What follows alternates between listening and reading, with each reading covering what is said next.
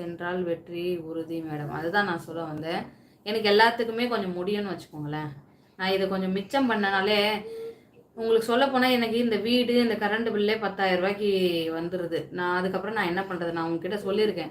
சம்பள காசு சொல்கிறதுனால எனக்கு ஒரு பிரச்சனையும் கிடையாது. நான் எக்ஸாக்டாக நான் சொல்லலை. நான் 30க்குள்ளே தான் நான் சொல்லியிருக்கேன். 30னா 30 கூட கிடையாது.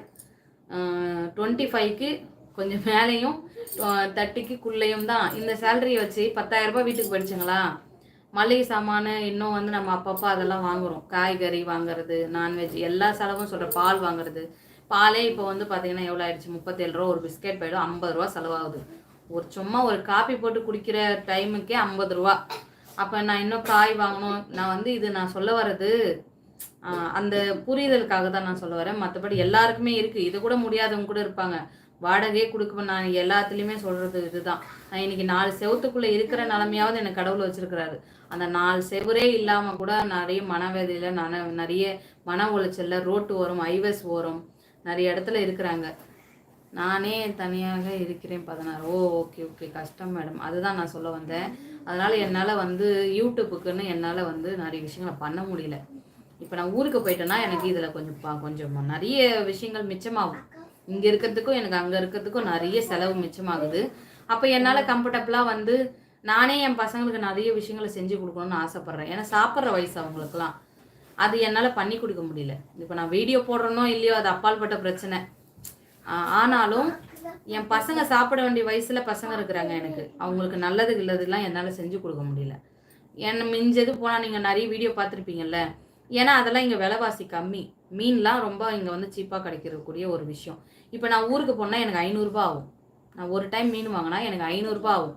அங்கே போய் நான் அடிக்கடிக்கு செய்வேன்னா பார்த்தீங்கன்னா கண்டிப்பாக அது கொஞ்சம் கஷ்டம்தான். இங்கே வந்து பார்த்தீங்கன்னா எனக்கு அப்படி கிடையாது. நான் 100 ரூபாய்க்கும் வாங்கலாம், 50 ரூபாய்க்கும் வாங்கலாம். எனக்கு அந்த அளவுக்கு இங்கே அவைலபிள் இருக்கிறதுனால அதெல்லாம் நாங்கள் நிறைய சாப்பிட்றோம். அவ்வளோதான். இது மாதிரி விஷயங்களை நான் எனக்கு சொல்கிறதுக்கு தயக்கப்பட்டது தான். நான் நிறைய விஷயங்களை நான் அதை அப்படியே விட்டுக்கிட்டே போகிறேன். நான் ஊருக்கு போனதுக்கப்புறமா நீங்கள் வந்து சூப்பராகவே வந்து நான் வந்து நானே நிறைய விஷயங்களை செஞ்சு என் பசங்களுக்கு கொடுப்பேன். அதை ஒரு வீடியோவும் எடுத்து உங்ககிட்ட நான் ஷேர் பண்ண போகிறதுல எனக்கு எந்த ஒரு இதுவும் கிடையாது. நல்லது தானே அக்கா? கண்டிப்பாக. ஆமாம் மேடம். பாங்கள் வளர வேண்டும். ஆமாம், அதான் சொல்கிறேன். ஒரு போஷாக்கான சாப்பாடு கிடையாது. சோறு ஒரு குழம்பு சாப்பிட்டாலாம் நம்மளுக்கு சத்து வருமானு கேட்டிங்கன்னா கண்டிப்பாக கிடையாது. அதில் வந்து பார்த்திங்கன்னா சுண்டல் வகை, அந்த பயிர் வகைகள், அப்புறமா வந்து காய்கறி, நிறைய புரோட்டீன் சம்மந்தப்பட்ட எதுவாக இருந்தாலும் சாப்பிட்லாம். புரோட்டீன் வந்து எதிலெல்லாம் இருக்குதோ அதெல்லாம் சாப்பிட்டுக்கலாம். நம்மளுக்கு என்ன பிடிக்குதோ, அது வெஜ்ஜில் பிடிக்குதோ நான்வெஜ்ஜில் பிடிக்குதோ அதை நம்ம சாப்பிட்டுக்கலாம். அப்புறம் கீரை, இந்த மாதிரி பல சத்துக்களை சேர்த்து குழந்தைங்களுக்கு கொடுத்தாதான் அவங்களுக்கு வந்து நல்லா இருப்பாங்க வளர்கிற பிள்ளைங்க. நம்ம வந்து எனக்கே நிறைய பிரச்சனை இருக்குது. எனக்கு 9,000 மாதம் சாப்பாடு செலவு. அதை தான் நீங்கள் பாவம், நீங்கள் வந்து வெளியில் சாப்பிட்றீங்க இல்லையா?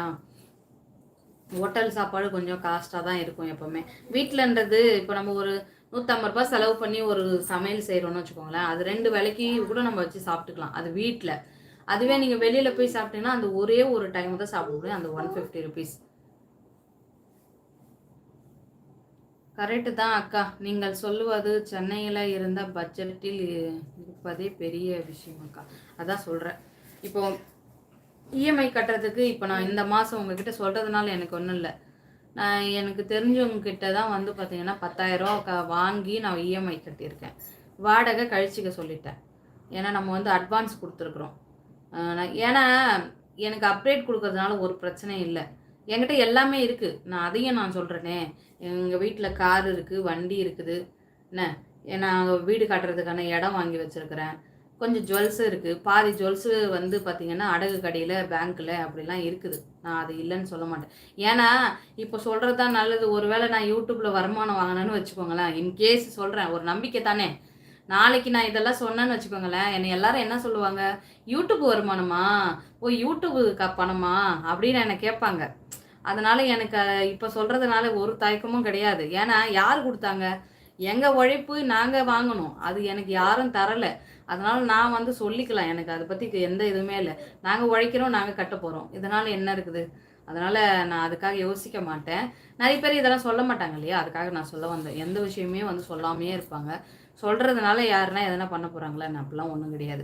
நான் இப்பயே சொல்கிறது தான் எனக்கு நல்லது. ஏன்னா நான் வந்து கொஞ்ச நாளுக்கு அப்புறம் ஒரு வேளை சேனல்லாம் நல்லா சக்ஸஸ்